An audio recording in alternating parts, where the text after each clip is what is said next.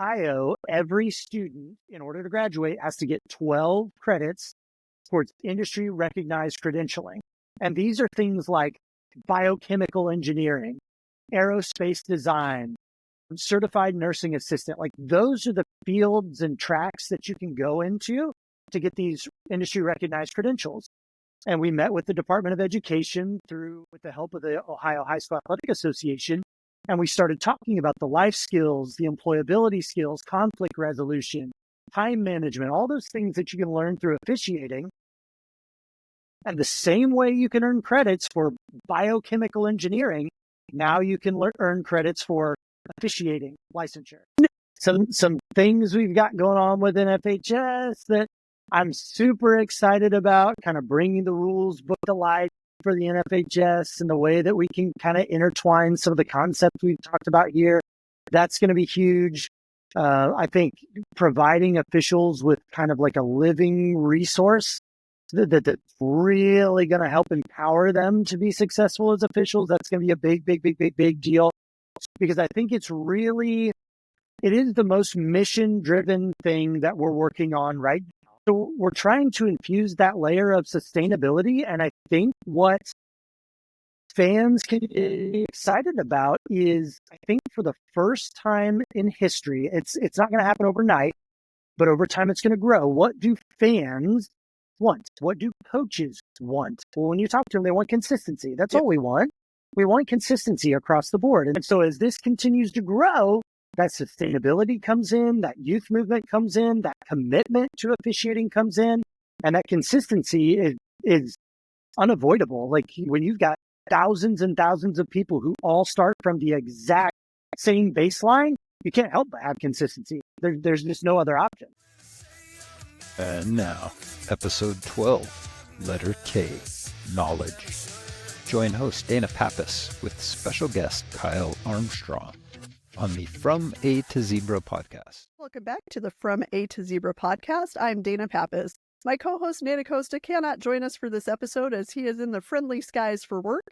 On today's episode, we are covering the letter K, and our guest will be talking with us about the word knowledge.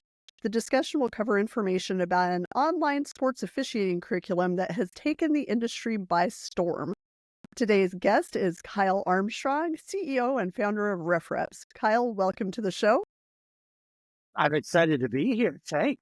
Absolutely. Thank you for joining us, and thanks for taking the time. I'm excited.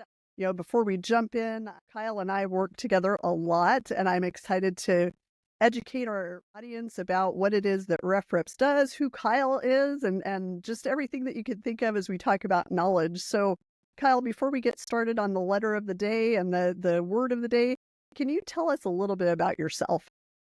Sure. Well, I am an entrepreneur by heart. Been in the sports officiating kind of technology industry for time now, probably over a dozen years now, through a few different products that we've taken to market. But really, just an entrepreneur. Fell in love with officiating back in college. I was a basketball player all growing up and wasn't tall enough or fast enough to play or couldn't shoot and all of those other things you kind of need to move on in your career. And so I fell in love with sports officiating, got to college, saw an ad for intramural basketball official, and thought, it's going to be the easiest thing in history. And applied for that and learned really fast it wasn't the easiest thing in history. And then the rest is kind of history from there. Yeah, and I think that's one of the best things, what you just said. Everybody thinks officiating is easy until they actually go do it. It's really easy from the lazy boy. It's really easy from the stands, but until you put that whistle in your mouth and had to call a foul, it's a lot different. So for someone in our audience who's hearing about RefReps for the first time, what is RefReps and kind of how and why did it get started? Yeah, so RefReps is an officiating education system. It's an online curriculum and platform designed to help get young people primarily at the high school and collegiate levels interested in and excited about sports officiating. So we have an entire online platform where we deliver content and support materials for schools and organizations to teach sports officiating as a class. That's kind of the primary purpose of it. But we also work with local officials associations and, really anybody who's interested or involved in the officiating industry. But it really is a systemic approach to officiating education. We've got materials, but it all kind of ties together in a way that helps people not only learn officiating, but then be able to apply those skills before they get out on the field court mat, before they get thrown to the wolves, and have to do it for real out in front of people. I will say one of the things you mentioned kind of in your intro that this was several iterations in, and Kyle and I had worked together when I was at the New Mexico office and had kind of presented to me some previous iterations. And when I started at the NFHS and he came to me with RefReps, I was, wow, just blown away. It is, I can say this with a pretty high degree of certainty. It's one of the absolute best, coolest, most innovative things that's happened to the officiating industry. And it really is changing the way that people are learning. It's changing pathways into officiating.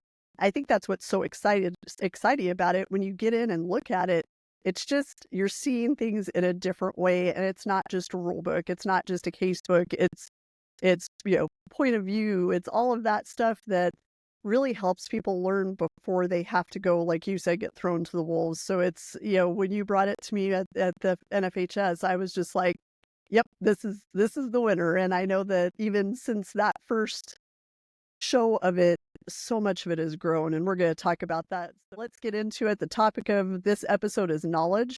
So obviously the knowledge of rules and mechanics are really critical for the success of every official at every level. Can you talk about how the RefReps curriculum teaches rules and mechanics to officials? Yeah, so the goal there, again, and kind of like you alluded to, it's not just to provide the X's and O's and the nuts and bolts of officiating. You have to have that. I mean, you've got to learn the rules. You've got to learn the mechanics. And we really deliver those the way this next generation learns. They do it through devices. They do it in short bursts. They do it with micro-learning interactions. So we really wanted to figure out a way that we could take the rules and mechanics, but present it in a way that's quick hitting, easy to consume, relatable. And you have to get those nuts and bolts. Like, that's one thing about officiating. There's just not another way around it. But what we do, and for me, I'm a very visual learner.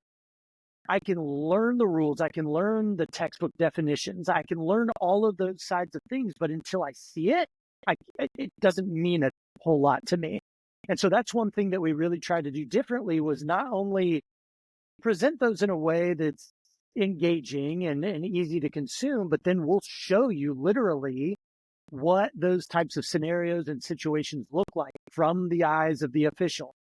And literally, we use that point of view video like you mentioned. So as you're learning about certain topics, player control, team control in basketball, defensive pass interference, whatever those topics may be, we'll teach you the definition, but then we'll actually show you what a referee saw making that call out on the field, what they perceived, what they heard, how they made that call. And so I think that's one thing that's really, really unique and different.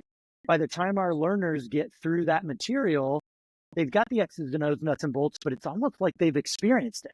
By the time they actually get out there, it's, wow, I've done this. I've made these calls. I've heard the whistle blow. I've done all those things. And it just really builds up their confidence.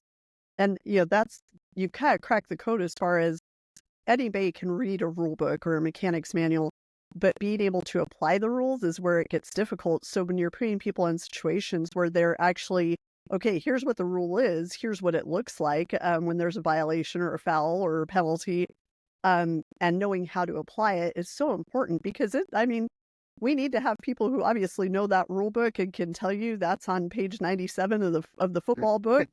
But if you don't know how to apply it, that doesn't do you a whole lot of good. You just have this definition in your head and you're not sure what that actually means in live game time. So I think that that's one of the really, like I said, one of the cool things about RefReps is cracking that code of how to apply the rules before they've actually really gone and worked a game in real life. So I think that that's really special. And one of the things that I think is really unique about it too is, like you said at the beginning, it's really easy to make the rule when you can watch it on TV from 40 different angles. and you can see it in slow motion, you can zoom in and all of those things. But when you have to make it in a split second, if you've seen it once, it's really, really hard to get right. But if you've seen it 1,000 times, whether it's in person or through video, it makes a big difference. And then when you literally see it 1,000 times, that perspective, it just takes it to another level from there. Absolutely. So, as we're looking at the growth of RefReps, are there schools, organizations, or state associations that are really finding ways to collaborate in teaching people how to officiate with a combination of both the online curriculum with hands-on instruction? And if so, kind of how are they doing it? Do you have some examples of how that's working in, school districts or state associations or other organizations? This has been by far the coolest thing about what has happened over the last couple of years. We started in January of 2022 with a pilot program in Indiana, and we had 7 high schools and 79 high schoolers that tried this out. And then we got pretty good feedback, and we thought, okay, I think we're onto something here. And then it grew really, really, really fast from there. Fast forward 2.5 years, we're in 43 states, over 1,000 high schools, colleges. I mean, it's grown like crazy. But what's so cool about it is a lot of times schools will start very conservatively. They'll have a few kids who kind of try this out, and we just want to see if it works and if students are interested.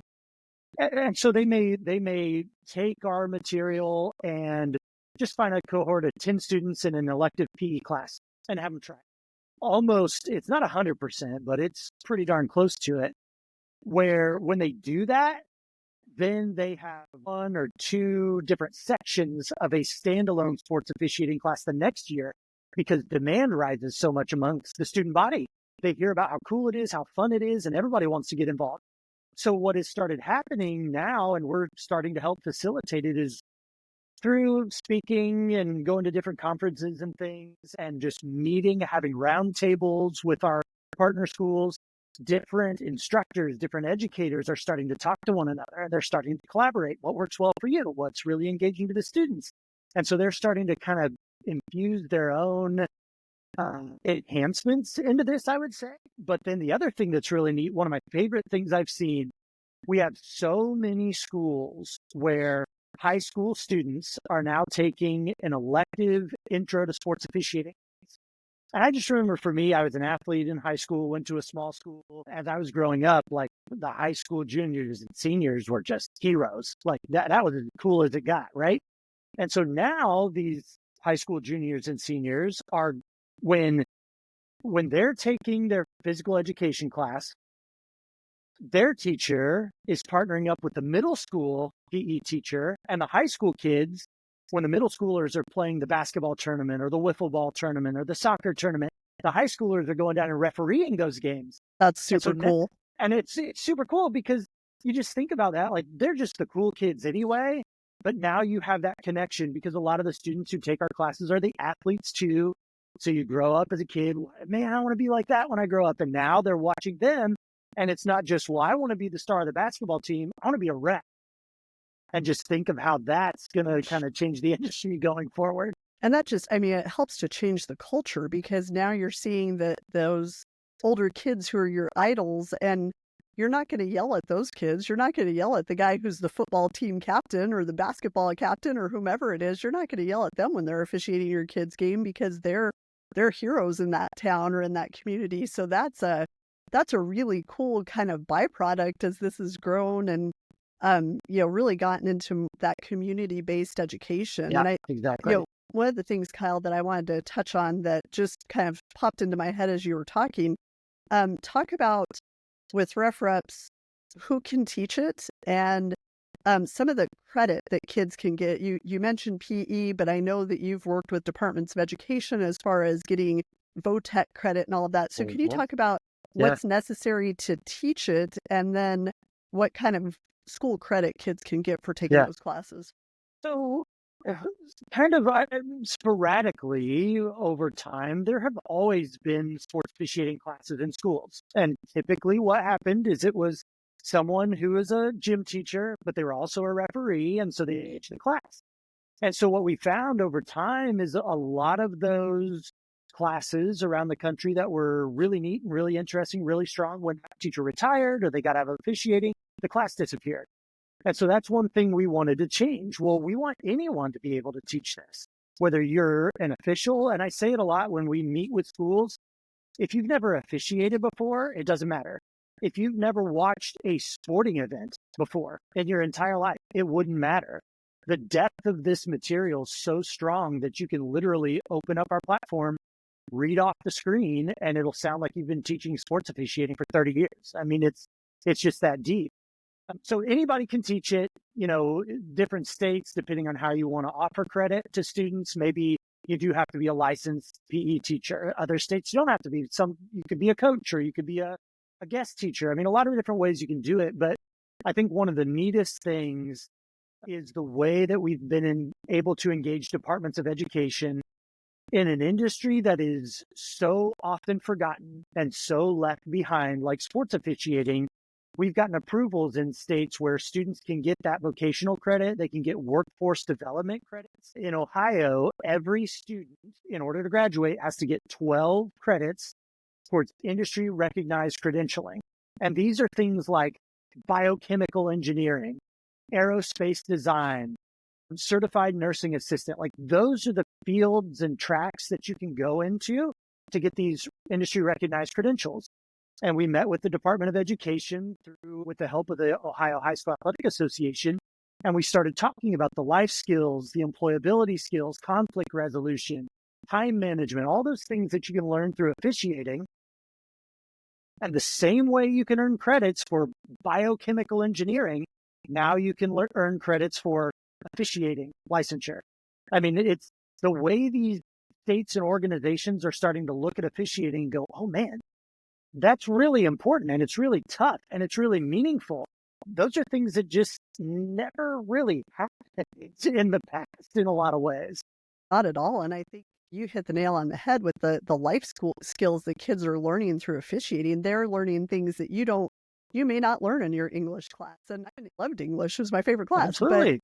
But did I learn life skills there? Probably not. I learned how to organize thoughts and do all of those things. But I think that's what makes it so special, is the fact that these kids can walk out with these job skills and life skills that they may have never had. And that's a real draw. And I think the cool thing for those listening who aren't familiar with RefReps is RefReps does that legwork. They're out talking to those departments of education, and absolutely the state associations are great, getting them connected with the people they need to talk to, but state associations have a lot going on. So there's always a hesitance of, well, gosh, is this just something else I have to do? And it's so nice when state directors of officials go, RefReps does everything. They've got to make the connections, but as far as the legwork that you're doing to make sure that we're building that next generation of officials, it's just absolutely off the charts. So kudos to you all to figuring out that formula, because there's a lot, and you're dealing with states who all have different rules and regulations and requirements. So you've got idiosyncrasies everywhere, and you're navigating those so well. It's just cool to see how it's growing and how states are embracing it and understanding the need, not just the need for officials, but the need for those lifelong learners and the need for productive workforce members and all of that. So it's just, there's a lot packed in it, I think. Yeah, and that's one of the things that I think is kind of that more important byproduct. As these students learn these skills, it's just going to help prepare them for the job force in a lot of ways. But the other thing we talk about too is, even if they don't ever become officials, once you've gone through this, it's kind of out of the bag. You can't ever stuff it back in. The next time you watch a game and a contest and you hear people yell, like, your radar goes up and you're like, this is harder than you think. And that just never changes. That perspective never changes. I'll never forget. Played basketball forever. And the first time you step out there as a referee, it's like watching a different sport on a different planet in a different language. It is something you can never be prepared for. No matter how many times you've played, coached, it doesn't matter. Officiating is just its own thing.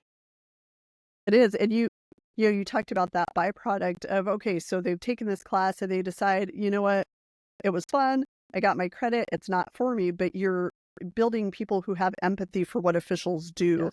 And people who can tell their buddy, like, hey, knock it off. What they're doing is not easy. So I think that even if we lose them as an official, we have them as an ally. We have them as a fan. We have them as somebody who's going to support the people they're working their their kid brother's basketball game or their kid brother's soccer game, where it can be somebody that's can be the voice of reason as far as, you know what, I tried this, not that easy. Like, just kind of a conscience check, I guess. So I think that byproduct is as good as the life skills and all of the other things that are being taught, is teaching people to be a little bit more compassionate toward the human beings that are out there working games. Yeah, our mission statement is to help the world see the game through the eyes of the officials. Part of it is very literal. We use the point of view video, we'll show you. But the other part is everything we just talked about. It's that philosophical side. Once you see it through their eyes, it just changes everything about the way you perceive sport, the way you perceive officials. And you know, Dina, like, the best people I've ever met are referees. I mean, 100%. they're just such incredible people. And then they put those stripes on, and it's like, what happens that they get treated that way? But it's because people don't have that perspective. That's right. And once you meet them outside of the stripes or outside of whatever their jersey looks like, and you understand that they're such good people, you want to cheer for them, you want to support them, you want to help them out. And I think that having a product like you all have had, a platform where that's at the heart of what you're doing, it's necessary. It's something that, yes, it's great, it's a curriculum, but all the other stuff, like I said, there's a lot packed in, and all of that other stuff helps current officials as well. Even if they've never taken a RefReps course, they're being helped through the program. So I think that that's really cool. So as you've gone through this, and you're in a couple of years in now, how many years has it been now? I've lost track. Since we launched the product is like 2.5 years. Gosh, that's crazy to me because of how big it is now. So that's why I was like, it's got to be 4. No, I haven't even been at the NFHS 4 years, so I should know better. But as you've gone through it and you're 2.5 years in, what do you see as some of the hardest concepts to teach these new officials as they're first getting started? I think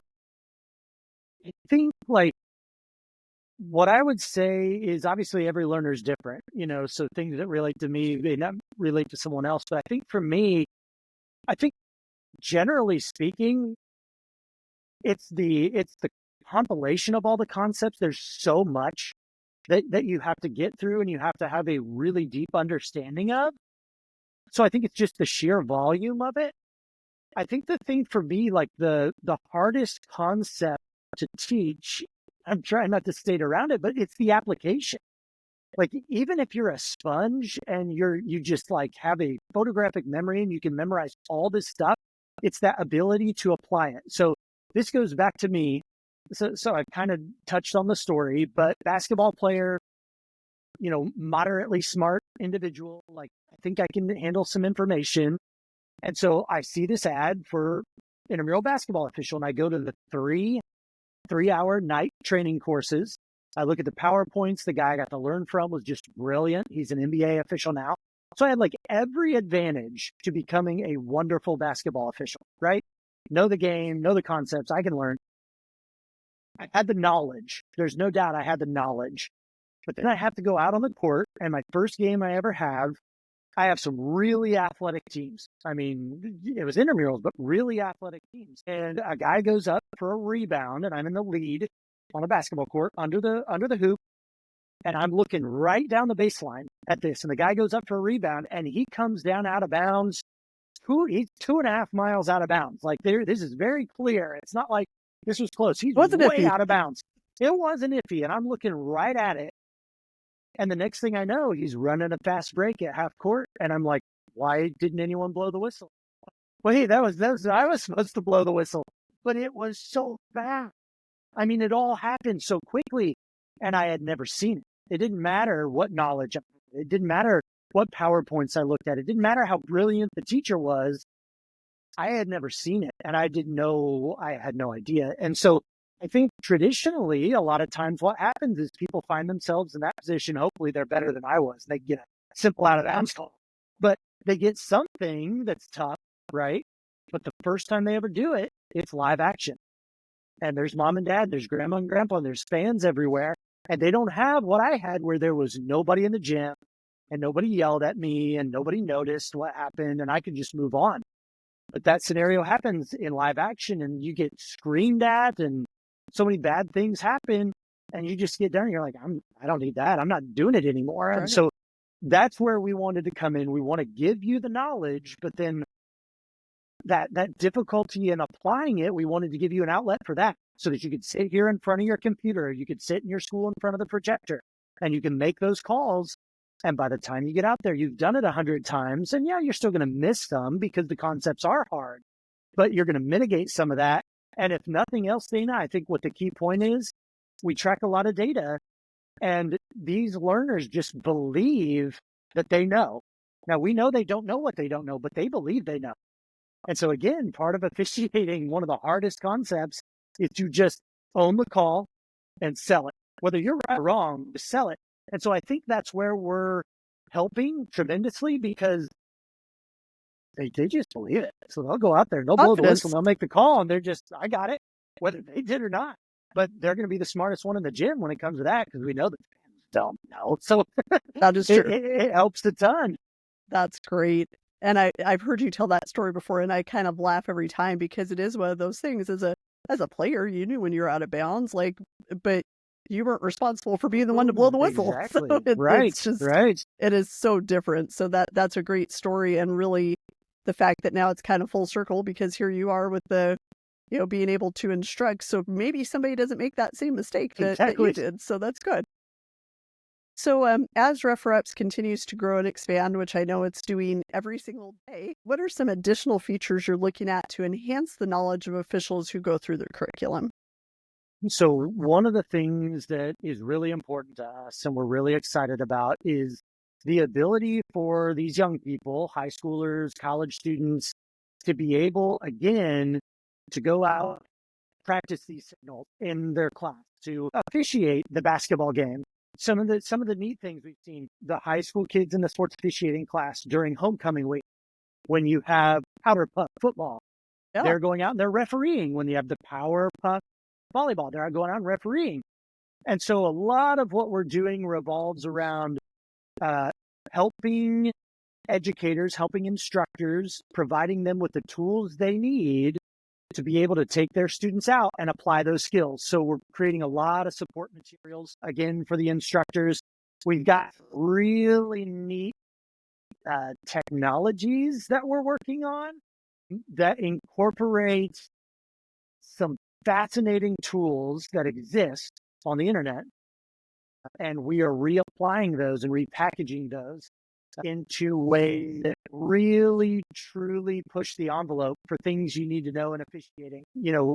You talk a lot about confidence in your signals and the mirror drill, standing in front of the mirror. And, well, what if you could do those in front of a web camera? And what if you could get feedback instantly? Are your hands in the correct position? Are you doing your signals in the correct order? Are you reporting properly? Things like that. There are some tools we're building out that could apply to those things. I did not know that. That's awesome. I'm excited about that. You've always got something up your sleeve. I love it. One of the biggest things, as a basketball official, we always talked about trying not to fish in other people's ponds and knowing what your coverage areas are and all those kind of things. And in football, knowing where your keys are and things like that. Well, what if, as you watch that point of view video, you can find out if you're watching the ball in basketball?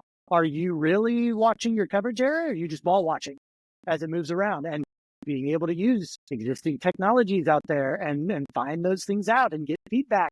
So there's ways that we're really looking to incorporate technology. I mean, these things don't exist right now. I mean, there's nobody doing it, and we're pretty excited about what we've got coming.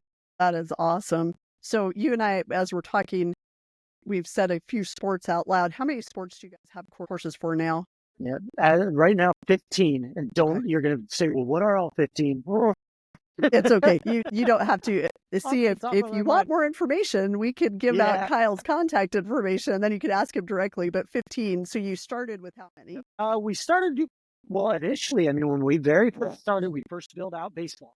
And that's where we started and got some feedback on it. And then it was kind of your, baseball, basketball, football, softball, volleyball started there. And then pretty much everything that NFHS has a rule book for. I think outside of the next two coming are gymnastics and cheerleading spirit, I think. Excellent. The most recent one that we did was water polo. So, we're everything from basketball, baseball, football to field hockey, the lacrosses, water polo, and everything in between. That is awesome. I thought you were at 13, so 15 is even better. I love it. So I know you're a data guy. I know that about you. So how many individuals have completed RefReps, and what % of them say that they will continue in their officiating journey? Yeah.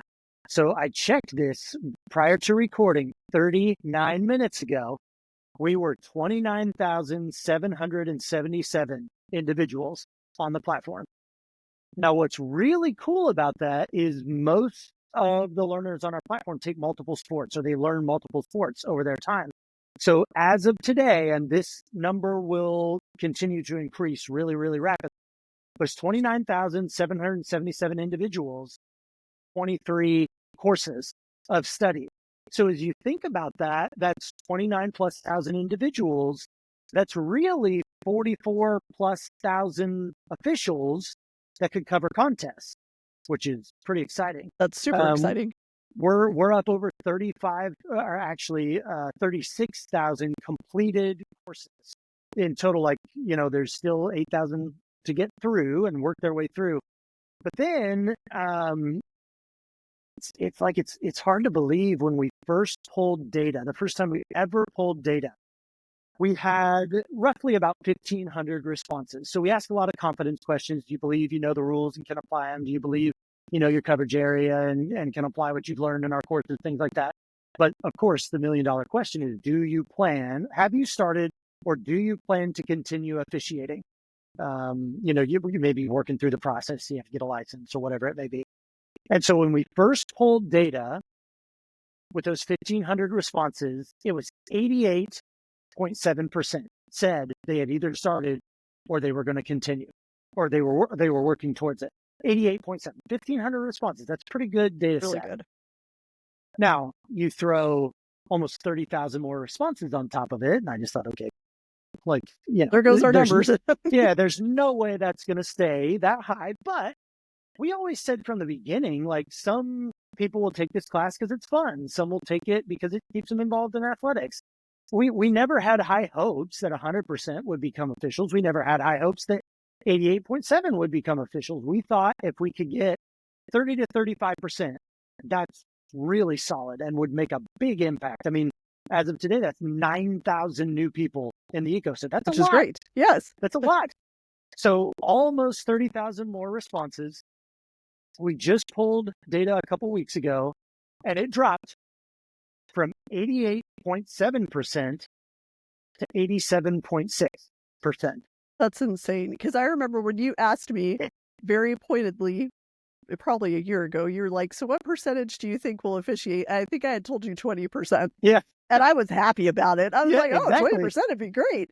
So the fact that you dropped that's not even statistically 1%. Significant.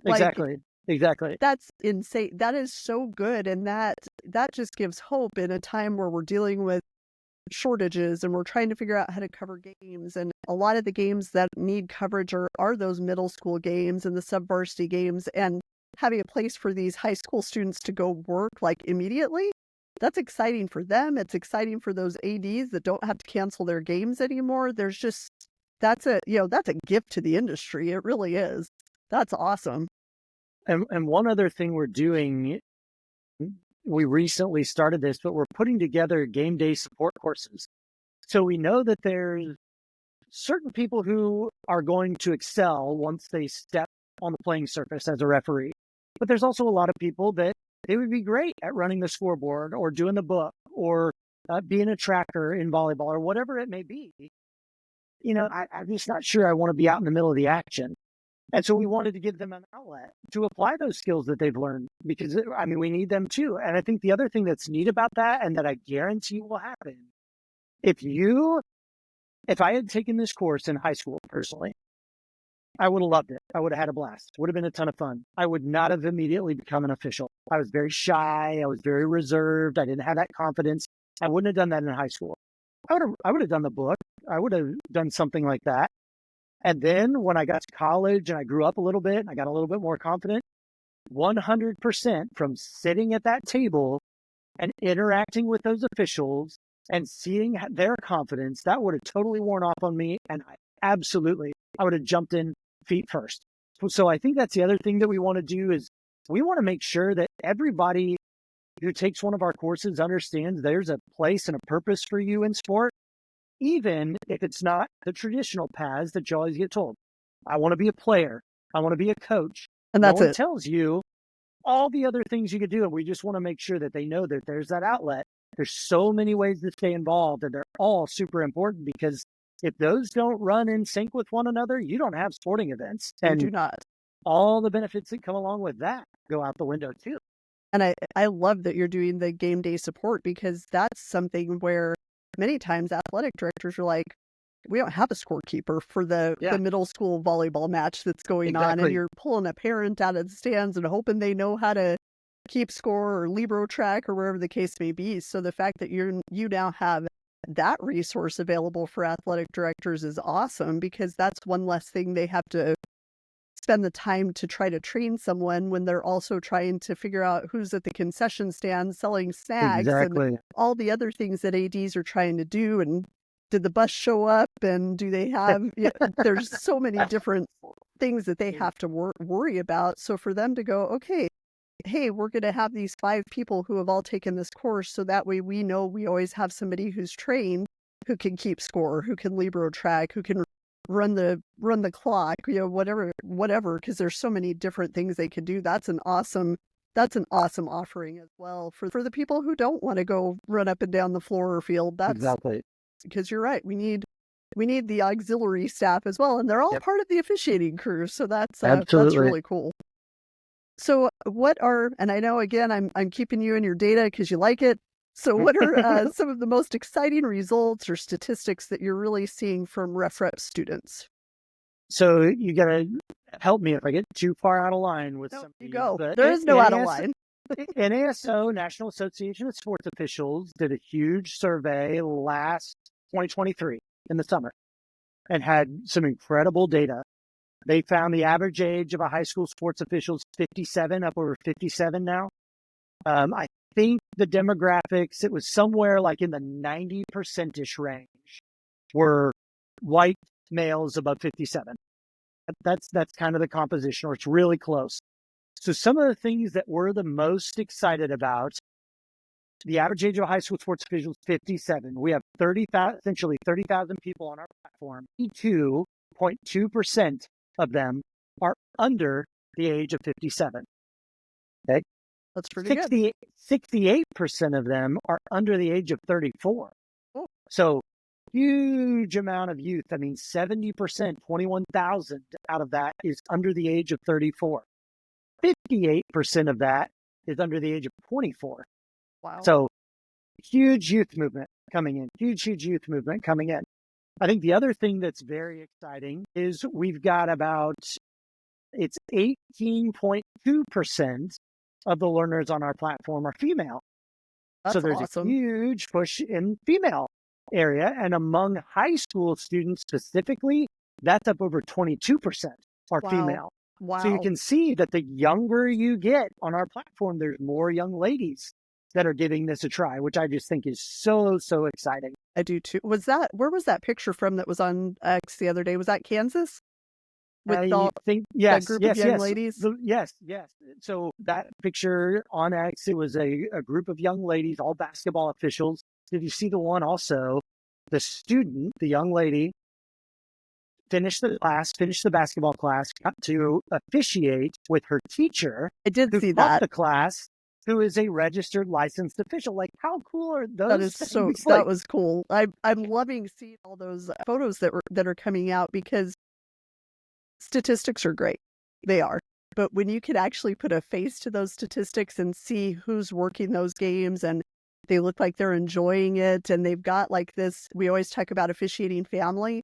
They're building their own officiating family when they're 16 years old. And those will be people that they will have for life that have walked a mile in those same shoes. So I think that that's another cool byproduct, as we're talking about those, that they're able to do that. I got such a kick out of that recent photo, the recent couple of photos, because they were cool stories, really. I think like the thing that gets me, we have a really neat video where it's one of our schools in Indiana, and the teacher kind of walks through, he says a lot of really nice things about us that we really appreciate. But then you hear the students talking about this class. And the young lady that's taking the class says something essentially, officials get a lot of flack and they get a lot of criticism. But now that I've taken this class, I have so much more respect and empathy for them because I understand how hard it is. And then there's an 18-year-old senior baseball player finishes up the entire video that just says, I think it's so important that students get out and take this class because you never know, officiating might be your thing. And I just think about that. An 18-year-old recruiting other 18-year-olds and younger to become an official because it's just cool. This is a fun class. And I had a blast, and you should try it too. Like, when has that been the narrative around officiating? Never. And then the other thing, if you look at a lot of those social posts, it's all anecdotal data. And how much does it really mean in the grand scheme of things? But I think it's super powerful when you look at those social media posts, because I'm a data nerd. The two core things that you see are a lot of people saying, this is a great idea. More high schools should do it. And good for, yeah, I agree. That's yes, they should. I'm biased, but beyond us, bigger picture than us and what we're doing, you're right. They should do it because of just all the things we've talked about. It's going to be so impactful, whether they're working with us or not. I don't care. Get out and have this class because it's going to impact people. But then you look at the posts about the students who are working the games. This person worked our game. They were amazing. Yep. They did such a good job. They were so confident. You can tell that they've really done a lot of work to learn and understand. I've seen probably hundreds and hundreds of posts with thousands and thousands of comments. And I've never, I mean this, ever seen a negative comment about that kid worked our game. And it's never been negative. Not one single time. And again, when has that been the narrative? Everything in officiating is they're terrible, they're the worst, they're blind, it's yada, yada, yada. And then here's all of this. They're great. They're wonderful. We need more of them. Yep. And that is so true because I do go down the rabbit hole of reading those comments and I'm always holding my breath a little bit because you're just waiting for somebody to say something negative because that's what we're used to. And as I've looked through those on social, it just makes me feel good because the kids are learning, they're learning the right way, they're having fun, people are praising them, which will help with their confidence. But people are they're getting a positive perspective of officials. And that never happens. So I think that is so refreshing. It's different and new and it's positive and good. I love that. And what you were saying about an 18-year-old recruiting other 18-year-olds, that's huge. Like you said, people don't ever get presented with the option of, hey, when you're done playing, be an official. It's when you're done playing, be a coach, continue playing.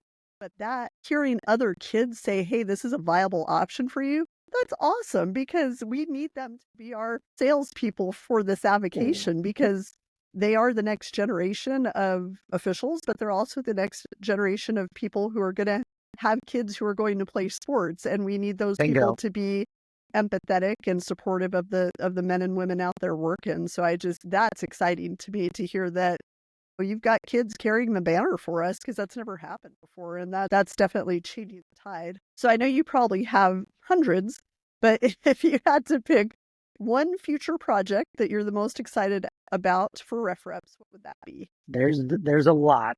I know some things we've got going on. And you can do one or two like that.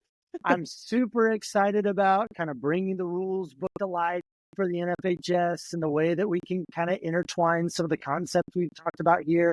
That's going to be huge. I think providing officials with kind of like a living resource that's really going to help empower them to be successful as officials. That's going to be a big deal. Super excited about that. So are we.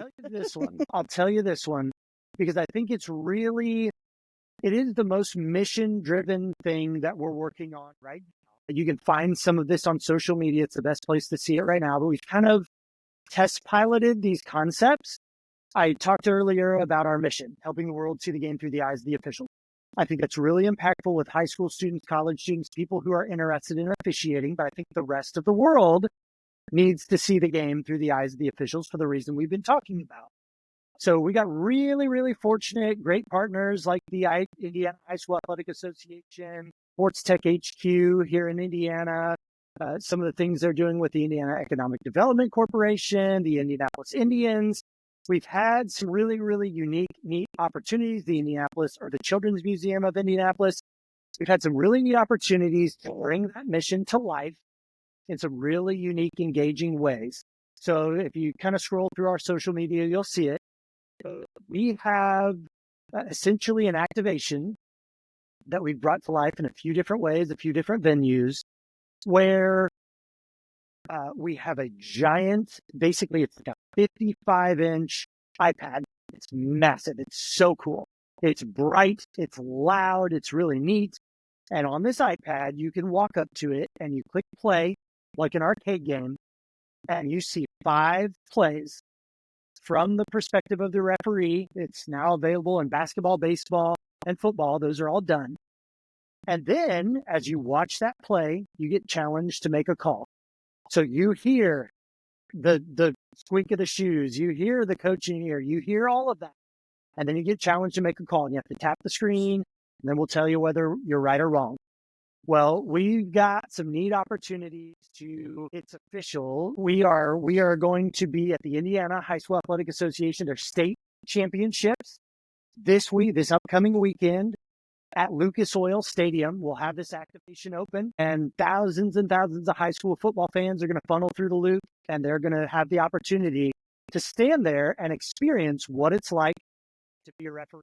Then in December, we're doing the same activation for the Circle, or they changed the name. Now I'm going to screw it up. It's the Circle City Classic. Okay. Used to be the Crossroads Classic. We have an activation there in Gainbridge Fieldhouse. Right when you walk up those stairs, we're going to be right there for people to come and see the game through the eyes of the officials. So those are 2 really neat things. During the state championships, we also have an interactive that's going to play up on the Jumbotrons in Lucas Oil Stadium, where they're going to kind of hear, hey, fans, let's see if you can make the call. And they'll see our video play up on the big screen, and they're all going to get challenged to make a call. And then we actually have a QR code you can scan and become an official with the IHSAA right then and there. So the hope is, a couple thousand people will see it. They'll all get it right. They'll realize how smart and how brilliant they are and how good they are at this. And they'll scan the QR code, and then they'll come apply with our friends at the IHSAA to become an official. Those all to say, That's super cool, that we're kind of on this podcast announcing that we've got some really neat opportunities to kind of package this all up for our state partners that we're working with around the country. We're going to next year have an initiative where about 3 to 5 of our state partners get this entire kit, this toolkit, and we're going to provide it for them. And I mean, ship them hardware, send them all the materials, send them everything they need to run these activations at their state championships, at their recruiting fairs, wherever they see this as applicable. So our hope is that in professional sports stadiums, in college arenas, in high school stadiums all over the country next year, hundreds of stadiums, thousands and thousands of people are going to take that challenge to see the game through the eyes of the officials and find out how hard it is, but then also go, hey, maybe I want to give this a try, and just really, really lean hard into that opportunity to just expose the world to a different side of sports they've never seen before. That is exciting. That is so cool. And I know along those lines, you all had done an activation with the Indianapolis Indians this past spring. Can you talk about that, how that went? It may have actually been the summer. I'm not Again, my time-space continuum is always a little bit off, but can you talk a little bit about how that went? Because I know we had visited, and I just think it was such a cool kind of feedback you got, that kind of stuff. If you could talk about that, because it was really cool. This is really like the ball was kind of starting to go down the hill. And then with the Indianapolis Indians, I mean, like we took the ball and then we put like a bulldozer behind it and put a steep grade on the hill and then just sent it down. That was the first professional stadium we'd ever been in. And so we had that set up out in left field. And so what we would do is it was primarily kids. A lot of young kids would come up because they'd see a big bright screen and like, hey, I want to see what this is all about. And so the neatest thing that happened I mean, these plays are 12 seconds long. You see a baseball play that's 12 seconds long. You have to make a call. And so these kids are standing at the screen, and mom and dad are back here over their shoulder watching. And the kid goes and makes the call. Typically in baseball, safe or out, fair or foul. It's not, you got a 50-50 chance in a lot of ways. And they get it wrong. And mom and dad over their shoulder immediately after 12 seconds, they go, you see that? You see how hard it is? Next time you're at a travel baseball game, you're going to yell at the umpire this time. You see, it's harder than you thought. And I'm like, what? Like, that's all it took. What is happening? For the perception to change that emphatically for people. Like, they were all in. Well, now, okay, we got to find a way to magnify that. And then we actually had a really, really, really grateful Sports Tech HQ and the IEDC helped make it happen. But the Indians were visionary enough to try a new and different type of activation. It was their last game of the season, over 10,000 people. Like, they stuck their neck out there with this umpiring thing that nobody's ever done. And up on the Jumbotrons at Victory Field, they did an activation with an MC, went into the crowd. Hey, this young man's going to try to win an Indians prize pack. And it was one of our videos, a safer out. And you watched the play and the crowd went nuts. He's safe, he's safe, he's safe. The kid, I think he's safe. And the kid wins a prize pack and everybody claps and goes crazy. It was just the coolest, most surreal thing to see. But then when you kind of take that and you do that debrief with yourself, you're like, it was cool. And it's not, yeah, we brought it to life, but the impact was there. You could instantly see it. And the feedback from the Indians was that they do a lot of these new activations. And they said, like, this was one of the best new activations we've ever done because it just engaged the crowd so quickly and easily. And so, again, I think the opportunity, we're so fortunate with the partners, the NFHS, the NCAA, the NBA, all the state organizations that were with the NIAAA, so many have lined up because they understood and believed in the vision. And without all of you and all of them, none of this would have ever happened. We would have never had the opportunity to dream big and try to chase these things. And I think that's really what it's about going forward, is figuring out how we can take the opportunities that have been afforded to us and be good stewards of those things and just really pay it forward with opportunities like this. Because I just think as that initiative, this kind of helping the world see the game through the eyes of the officials, as that initiative really grows, I really think a deep, quick impact can take place to reverse just this like pervasive, detrimental, like just because they have white and black stripes or a blue jersey, like that's not who they are. And I think we can really impact that in a big way, really, really quickly, like down deep in the roots of where that began to happen. I obviously am close to RefReps and know a lot about it. And obviously none of the tech stuff, we know that about me. But the thing that's amazing to me is everything that's already been done and knowing it's only the beginning.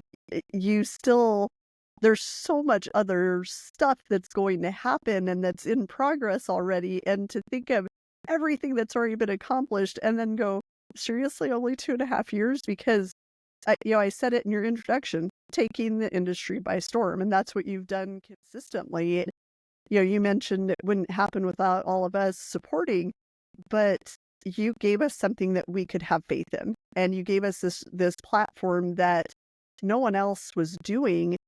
And we all looked at it and we were like, yep, this is the magic pill. Like this is exactly what the industry needs. And I think that knowing that it's only just the tip of the iceberg is exciting, but also really kind of surreal in a way, because it's like, how can it get better? But that's all you guys do, is it's continual improvement and continual growth and great customer service and all of that stuff. So there's just everything about it is so good. And I'm such a fan of what you're doing, not just the technology behind it, but the psychic income from it, and the fact that this is just good for officials and it's good for that community, and it's a community that always needs support. So I think that is just as important as the actual curriculum in itself. So that's all of it's exciting to me. I don't know. Well, and I think one of the biggest things for us was like seeing all of you kind of just see that vision.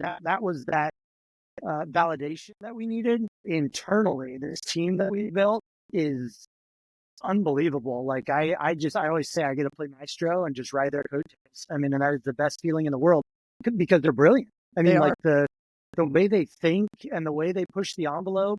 And I think it's really important that we have a super strong group of referees that have, the high level collegiate athletics, professional, high level high school athletics. I mean, it's not like we just have professional referees as part of the team. We have really good career high school officials that are outstanding. But then we have half of our team who's never blown a whistle in their lives. And I think that's so important to have that kind of, they can just see through a different kaleidoscope. And where, when you have the officiating blinders on, sometimes it's hard to see those ancillary things and look out of the peripherals, but they are just so good. And the thing that I give them all credit for is they just dove in headfirst to the mission first. Was, I mean, you saw the iterations just of this product. Yes. Where we started is nothing anywhere even in the realm of where we're at now. But they didn't care because it's such a great team. And I think when great teams exist, the product isn't necessarily the most important thing. Like a great team will figure it out. You'll iterate until you get there. And so that's what was so important, having them bought into the vision. And then as we iterated, and then it was like, okay, now they're telling us we found it.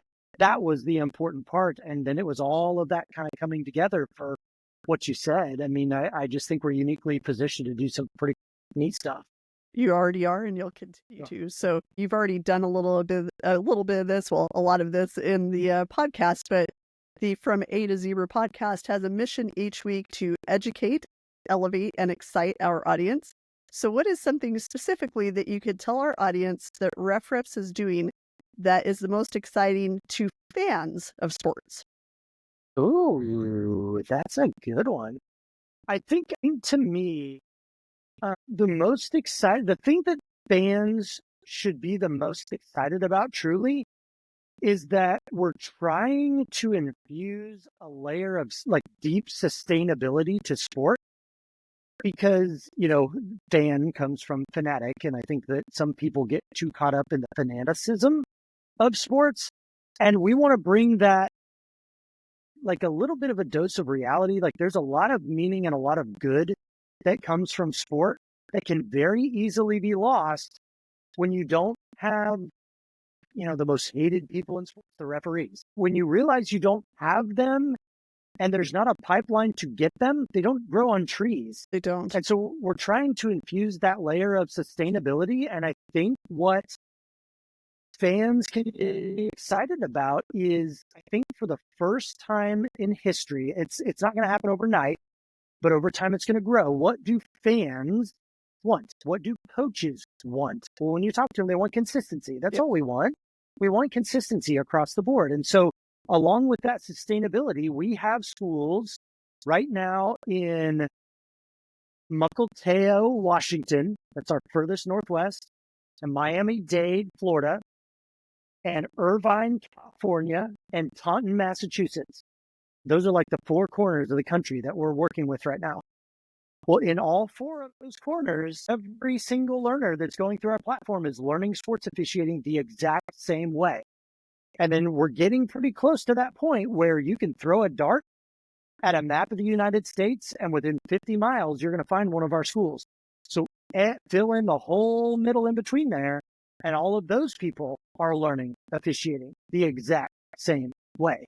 And so as this continues to grow, that sustainability comes in, that youth movement comes in, that commitment to officiating comes in, and that consistency is unavoidable. Like when you've got thousands and thousands of people who all start from the exact same baseline, you can't help but have consistency. There's just no other option.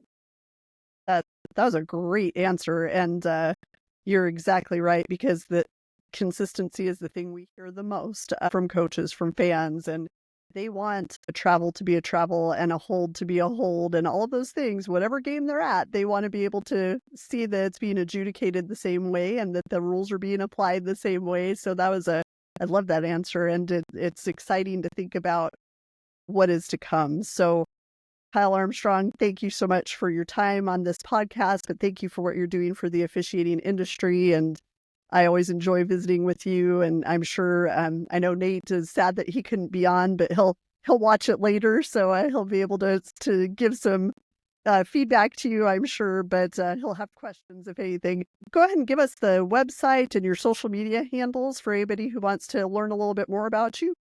Yep. So you can come visit us, www.refreps.com. And then all of our socials are at RefReps. You go check us out there. One thing I'd really encourage, refreps.com/news. Take a look at that. Dozens and dozens of articles. The biggest thing is read those, watch the news articles or the news stories, listen to the students, listen to these young people, what they're saying. That's the best part. Highly recommend, because the student testimonials are incredible. So Kyle, thank you so much. Have a wonderful Thanksgiving, you and your family and the RefReps family, who I agree, one of the best teams I know is there at RefReps. So thank you for everything you do. Thanks for being on From A to Zebra. And I know you and I will be talking again very soon. To our viewers, listeners, thank you again for joining us. Check us out on social media on Facebook, Instagram, and X to find episode recaps and previews of upcoming episodes.